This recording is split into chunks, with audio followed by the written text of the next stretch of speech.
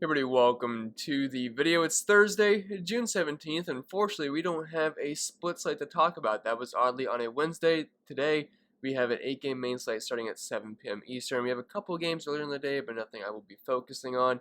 If you do find this video helpful in any way possible, please leave a like, subscribe to the channel if you haven't already. I do cover other sports as well once those seasons start, and I do NASCAR each and every single weekend.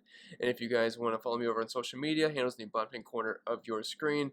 And if you want to help support the channel over on Patreon and get access to some extra content, including the entire spreadsheet, optimizer, ownership projections, rankings, cheat sheets, Discord community, all that fun stuff, link is down below. But I think that's it for the plug. So without further ado, let's dive into today's video. As per usual, we'll start with the pitchers, then move on to the bats. And we'll start up top with our ace of the slate, Brandon Woodruff at $10,200.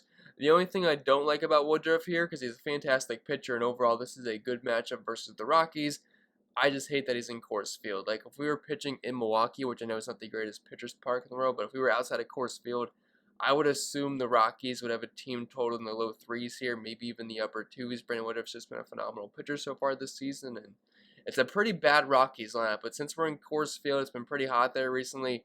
I could definitely see this maybe not being a ceiling game from Brandon Woodruff, but if you are playing tournaments, I think he is a very viable option. I don't think you absolutely have to play him because he is rather expensive, and I wouldn't say it's my most favorite spot out there, but it's still a pretty weak Rockies lineup for the most part. Again, pitching in Coors can definitely change some things, but the guy's been awesome this season. Over a 30% K rate, his xFIP and Sierra both below 3, a nice sparkling 1.5 ERA. 10 Ks per 9, less than 2 walks per 9, giving up a low batting average, only a 0.62 ISO this season, so you don't really have to worry about Brandon Woodruff really getting rocked usually, less than a homer per 9, only a 26% hard contact rate. The Rockies, like I said, not a very imposing lineup. The only scary thing is that it is Coors Field. He is a pretty heavy favorite, though. I do think he can pick up the win. You just got to be a little bit careful because we are in Coors, and I think we all know the dangers there. Like Blake Snell, very solid pitcher yesterday. He had I think he had 0 strikeouts through 4 innings, and I want to say he finished the game with 1 or 2 strikeouts, but he got hit pretty hard. And again, that's just the dangers of Coors Field. So you're playing with a little bit of fire here if you do roster Brandon Woodruff, but I think the upside is there. I don't think the ownership will be anything too crazy considering his price point.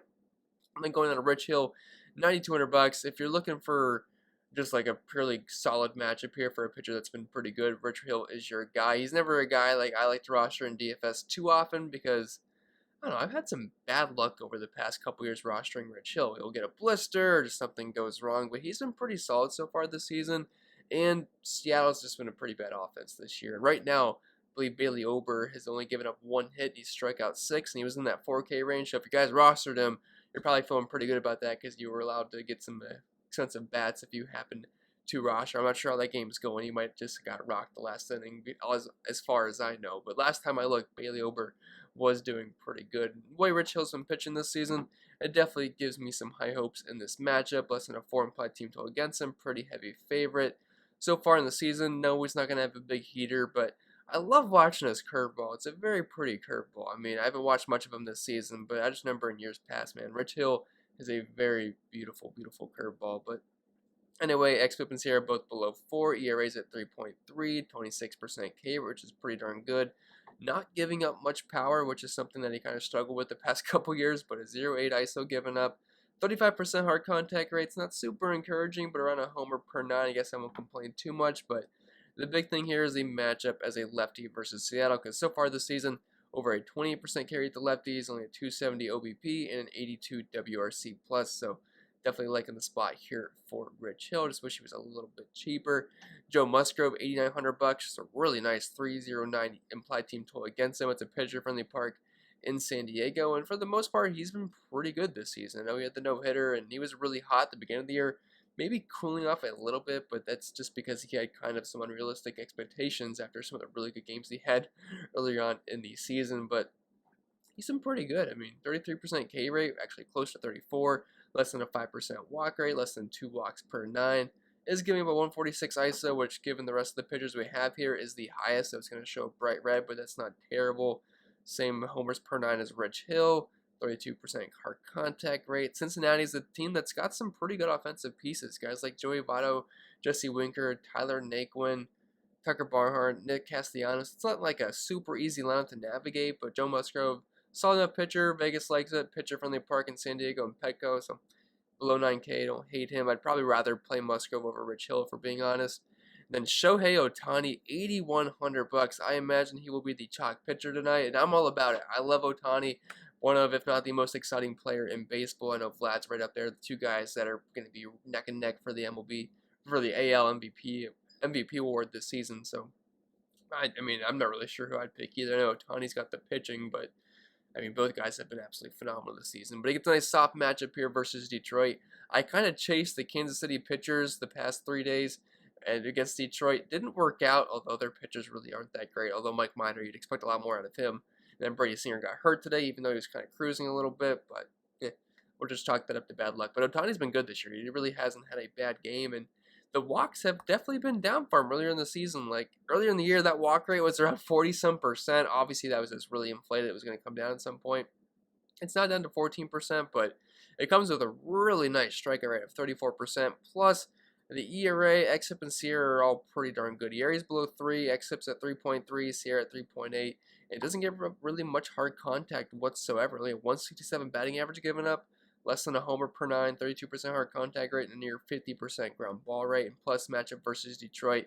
I'd show you guys the number, but I think you guys get the idea that Detroit's one of the worst offenses in baseball. Very heavy favorite here. I think the Angels have a team total of like 5.5 today, which is pretty crazy for that offense without Mike Trout. But I mean, the Detroit Tigers have Matt Manning on the mound. He's been awful in AAA. I know he's a top prospect for them, but I don't know. I don't think it's going to be a good debut for him. So we'll wish him the best of luck, but not really, because I do plan on playing some Angels today. But love Ohtani, 8,100 bucks. I probably gonna make him the thumbnail of this video. I mean, I just love him today. Would play him in all formats. Pretty much I don't want to call anybody a cash game lock, but definitely very interested at that price point. Then Charlie Morton, 7,200 bucks. I'll be honest, every time I played Morton this season, I feel like it's when he's done terrible. So I do not have a good track record with him so far this year. So just be careful with that information. But this is a decent spot versus St. Louis. I don't love picking on St. Louis, but for a guy that's got over a 26% K rate, 7,200 bucks seems like a fair price point for a guy that is a pretty heavy favorite, and a team total below 4 against him. I know it's not the most exciting thing in the world to roster Charlie Morton, but he only gives up a 27% hard contact rate, homer per 9, a lot of ground balls, like the ratios there. But I don't know. I've had bad luck with him, but St. Louis, a team that won't strike out a lot, but it's mainly just a price play for the most part. But if you want to go like the Musgrove Ohtani route, that might be the most viable thing as of right now. I'm recording this the day before, so I still got to do ownership projections and stuff, but I could definitely see that being a very popular cash combo. And then if you do that, you could afford some more expensive bats in Coors Field. And one thing I do want to mention, I did not put him on here, but I think German Marquez at 5,500 bucks is a viable option. I know it's scary because he's in Coors Field and he's got over a 5.5 implied team total against him. He's actually been pretty solid this season, but I don't know. It's going to be very scary. It is Coors, and there's some lefties in that lineup, and even some righties that I think could give him some trouble. But I think German Marquez is a viable option. Just be careful with him because it is Coors Field. But at 5,500 bucks, I definitely think you can play him. I just don't think it's the most necessary thing to do today, because I don't think you have to jam in like these 10K, 11K pitchers. And the most expensive guy we have is Brandon Woodruff here at $10,200, and I don't even think he's that amazing of a play today. So if you're going like the Musgrove Ohtani route or Morton Ohtani, whatever you want to do, not really breaking the bank. So that's why I didn't have him listed here, but I do think he's a fine GPP option. And with that being said, we'll move right on to the bats.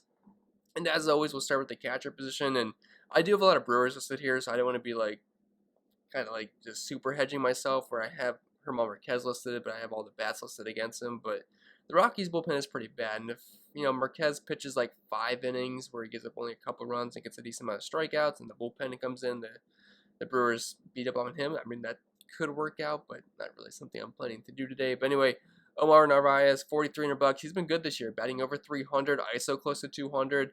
Mainly these numbers are coming versus righties, so he's got the platoon advantage here versus Marquez, a guy that is pretty tough on righties, but will struggle a bit versus lefties. So I think Narvaez, fine option, like all the Brewers here quite a bit. Team total above 5.5 today. Max Stassi, $4,000. So we have no numbers in the MLB for Matt Manning, but so far in AAA this season, I think he's got like a 8 or 9 ERA, which is not my most favorite stat in the world, but he hasn't been that great. He's still pretty much their top pitching prospect, but we've seen a few times this year where the top pitching prospect for a team comes out and get absolutely destroyed. I know that just happened with the Royals guy not too long ago, so I don't have high hopes here for Matt Manning. I think the Angels are actually a pretty good stack today. Team total of 5.3. I was guessing it was 5.5. I guess it's 5.3, but that's still pretty good. And Stassi hasn't been terrible this year. I mean, and that's actually putting it lightly. He's actually been very darn good. It's a smaller sample size, but a 350 batting average, 441 WOBA, and a 288 ISO with a near 200 WRC plus. So he's actually been very, very good. So don't hate him at that price point, but for $300 more, you could get the guy in Coors Field if you want. And then if you're just YOLO punting, Reese McGuire, $2,000, small sample size. He has been horrendous this year, but it's purely just playing a very cheap bat on an offense that usually can put up a decent amount of runs. No team totals out yet for this Yankees-Blue Jays game, but I'm thinking this is definitely going to be a really good spot to target some bats on both sides. I prefer the Yankees going up against TJ Zoink or Zoinks, whatever you prefer. Zoinks just sounds a little bit funnier, but if I had to guess, I'd say the Blue Jays are going to be around 5 here, and the Yankees will be around 5.5. I mean, maybe the Yankees, I don't think the Yankees will get close to 6, but it's definitely a really good spot for them. But anyway, if you just want a cheap catcher, $2,000, don't hate Reese, even though he sucks. Freddie Freeman, $5,100 going up against John Gant. I think you can stack the Braves once again. The Braves and the Red Sox have been going at it for a couple of days now. It seems like they've been scoring a ton of runs every single day, but they get another good matchup here versus St. Louis this time. They're still at home, but they're playing John Gant, who's just not a very good pitcher, pretty mediocre. And Freddie Freeman has been crushing righties his entire career, over a 200 ISO this season. I think it makes plenty of sense if you have the money for him, if you are stacking the Braves. Then Jared Walsh, $5,000. He's been great this year, batting .300 with a 255 ISO. Those numbers get even better versus right-handed pitching. And Matt Manning, brand new pitcher to the big leagues. I don't think it's going to go well for him. If he's been struggling versus AAA guys so far this year, I think he'll be good in the future. But I just can't see him having a ton of success here versus the Angels lineup tonight. So I do like those guys, but Jared Walsh is pretty expensive. But he has great splits versus righties. And then Daniel Vogelbach, $4,200, just a lefty and righty matchup in Coors Field. Pretty bad numbers this year, but he does have some decent pop, but that's not going to come with a high batting average, that's for sure. Going to second base, we have Brandon Lau, $4,700. Justin Dunn has flashed upside this season, but he's also flashed downside as well. And the Rays, while they're not my favorite stack on the slate, they're on the road, so they're getting out of the Trop, which is definitely a park upgrade for them. And you get the guaranteed ninth inning at bats as well. If I'm going to use anybody versus Justin Dunn, I'll prefer some of these power lefties on the Rays. And Brandon Lau, while he doesn't hit for a high batting average, so far this season it's below 200, and he will strike out quite a bit, as will most of the Rays. Still has an ISO of around 175, and that gets a little bit better versus righties, so I do like Brandon Lau here. If you are stacking the Rays, I think they're a decent contrarian option tonight, because I can't imagine they'll be super popular, because I think a lot of people will play Coors Field. People are going to play the Yankees. Some people will play the Braves. People are going to play the Angels, so the Rays could get a little bit forgotten about, but I would say it's a decent spot for them. LeMahieu, $4,500 going against TJ Zoinks. I know it's Zoink, but we'll call him Zoinks here. But, I mean, LeMahieu hasn't been exactly great this year. I mean, the power has been kind of zapped for the most part, less than a 0.7 ISO. And what's he sitting at? Okay, I was looking at Brandon Lau. I was like, there's no way DJ LeMahieu's got a 31% K rate. Yeah, 17% K rate, so kind of typical DJ LeMahieu stuff. Although the batting average hasn't been high at all this year, I assume that's going to creep up. But a lot of ground balls, but I think he's going to be just fine in this matchup. TJ Zoink's not a very good pitcher. He's got a small sample size of 12 innings this year, but it hasn't went well. Close to a 7 ERA, 7 xFIP, 6 and about a quarter Sierra, 10% K rate. He's got a higher walk rate than he has a K rate, which is never good. 320 batting average given up, 388 ISO, and a 481 WOBA. So don't think Zoink's going to last too long in this game, but I do like all the Yankees here. And again, if I had to guess, team total is probably going to be like around 5.5 for this one. And then Jace Peterson, $3,300. He's shown some decent pop this year, a smaller sample size. Terrible batting average, but around a 230 ISO. I'm not sure that's going to keep up. But cheap lefty on righty matchup here versus Marquez. Going to third base, we have Austin Riley, $4,700. Just if you're stacking up the Braves here versus John Gant, also a big fly ball guy, but he's been playing pretty good this year. Kind of surprising, but a 300 batting average with a 383 WOBA. We always had some decent pop, but I like that batting average he's had this year. Plus, he can put the ball in the air. Gio Urshela, $4,600. Kind of guessing on the team total, but I assume it's gonna be one of the highest on the entire slate. I'm not sure. Maybe it will be the highest. I'm not sure if it'll pass the Brewers here, but liking all the Yankees. Not a huge power guy, but he has been hitting for a decent average this year. Luis Urias, $4,000. Again, just Coors Field. It's a righty-on-righty matchup, so I'm not loving that for Urias here. Urias, whatever you want to call him. But should be leading off here for the Brewers, which have right now the highest in team total. We'll see what the Yankees comes out with, but definitely going to be one of the highest in the entire slate. Going to shortstop, Gleyber Torres, $4,000. The same exact play as Gio Urshela, in my opinion. Willie Adams. I'm not Adams. I'm not sure. I think it's Adams though, but you can correct me in the comments. I don't think it really matters. I just haven't really heard his name get talked too much. But again, just course field exposure for the most part, and that's as simple as that. And if we're looking at his numbers this year, they're pretty bad, but a lot of that has came from the Tropicana field, which we know is not a hitter's paradise by any means. So I think these numbers are definitely going to get a little bit better as the season progresses. Jose Iglesias, $3,700. Should be hitting decently high in the order. Again, like to pick on Matt Manning here. Do like the Angels quite a bit, and while he's not a great offensive piece, he has been hitting for a decent batting average this year. Doesn't typically strike out much either. Then going to the outfield, we have Christian Yelich, $5,700. If you got the money for him, one of the best spend-ups on the slate. Lefty-righty matchup in Coors Field. I know Christian Yelich has been pretty abysmal so far this year, batting .234 with a 138 ISO, and I think the K rate's around 30%, 29.4%, walking a ton, but it's coming with a lot of ground balls, 53% ground ball rate, and trying to see his hard contact percentage. So far, Christian Yelich is at a 35% or 38% hard contact rate, which is not bad. So I mean, I think some positive regression is due for Yelich, but he's definitely been pretty bad this year. But it's definitely a good spot in Coors Field here. Aaron Judge, $5,400. You can throw in Giancarlo Stanton here as well. Both guys are excellent plays, but I feel like I was putting too many expensive outfielders. But both guys have been smashing this year, and we know Aaron Judge has a ton of power versus righties. And I believe earlier this year, he homered off of TJ Zoic. I think he had 2 homers in that game. I had to double check that, but it's just my memory. I think it was in early May or late April, but yeah, I think I remember that. But anyway, Aaron Judge, fine play here, like all the Yankees. Austin Meadows, kind of the same play as Brandon Lau, although Austin Meadows has shown a ton of power this season overall. 274 ISO, that number gets a little bit better versus righties too. Not a high batting average, and he will strike out, but liking the power guys from the Rays here versus Justin Dunn. Justin Upton, $4,300, kind of a steep price drop off here from $5,300 to $4,300, but not really liking any of the mid-range to upper mid-range outfielders today. But Upton should be leading off here, like picking on Matt Manning. And this season, it's kind of like Austin Meadows, where he's not hitting for a high batting average, but got over a 200 ISO this year. Actually, close to 270, really, 268, and Austin Meadows is at 274. So do like Justin Upton and that high implied team total.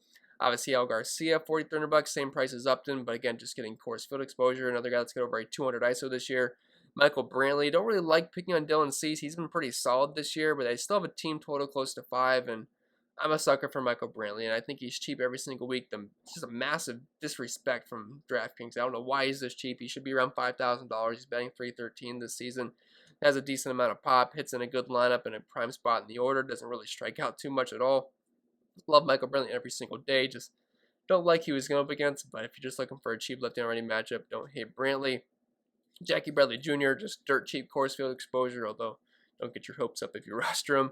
Then Abraham Almonte, $2,200. He's been free for like a week now, and he's been a viable play. He's on a good offense, doesn't hit near the very, very bottom. I mean, he's hitting lower in the order, but team total above 5 here, $2,200. He's got some upside. Don't hate it at that price point.